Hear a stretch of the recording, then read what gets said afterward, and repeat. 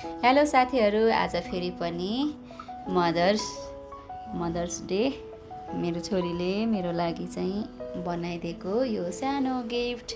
हुन त गिफ्ट भन्ने कुराहरू सानो ठुलो हुँदैन, तर पनि आफ्नो बच्चाले आफ्नो आमाको लागि बनाएको जुनसुकै चिज भए तापनि चाहे सानो होस् चाहे ठुलो होस्, तर आमाको लागि चाहिँ एकदमै महत्त्वपूर्ण हुँदछ। किनभने सानो बच्चाहरूलाई त थाहा हुँदैन नि त, तर पनि यतिकोसम्म सोच्ने यतिकोसम्म गर्ने बच्चाहरूको लागि चाहिँ हामी एकदमै कदर गर्नुपर्छ। किनभने हामीले सोच्छौँ मेरो बच्चा सानो छ, तर आफ्नो बच्चाले गरेको चिजहरूमा चाहिँ हामी खुसी हुनुपर्छ। हामी हरेक प्यारेन्ट्सहरू चाहिँ ह्याप्पी हुनुपर्दछ।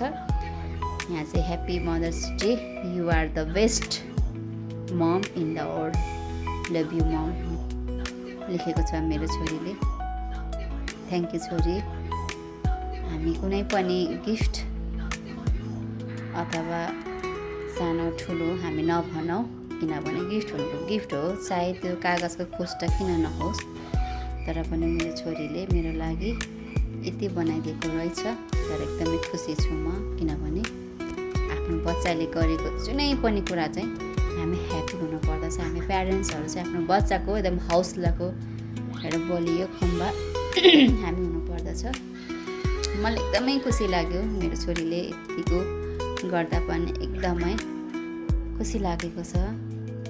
एउटा आफ्नो बाबा मम्मीलाई आफ्नो बच्चाले दिँदाखेरि खुसी नहुने त कोही पनि हुँदैन। तर पनि मेरो छोरीको खामले यो मेरो छोरीले गिफ्ट हालेको खाम, तर मैले चाहिँ एकदमै खोल्न जानिनँ, मैले चाहिँ बिगारेँ। तर मेरो छोरी चाहिँ नखुलिकन सट्ट निकाल्ने भनेर यताबाट मलाई सिकाउँदैछ, तर पनि मैले खोलिहालेँ। यहाँभित्र चाहिँ मेरो छोरीको कार्ड अरे है, यो कार्ड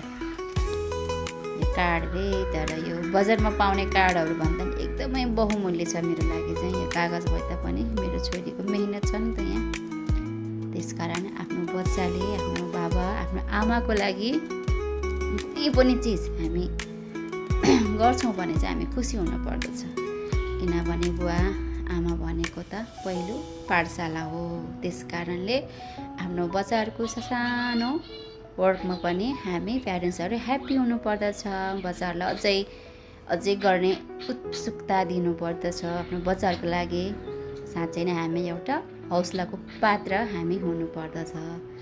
त्यस कारणले मेरो छोरीले यतिसम्म गर्यो, म एकदमै खुसी छु।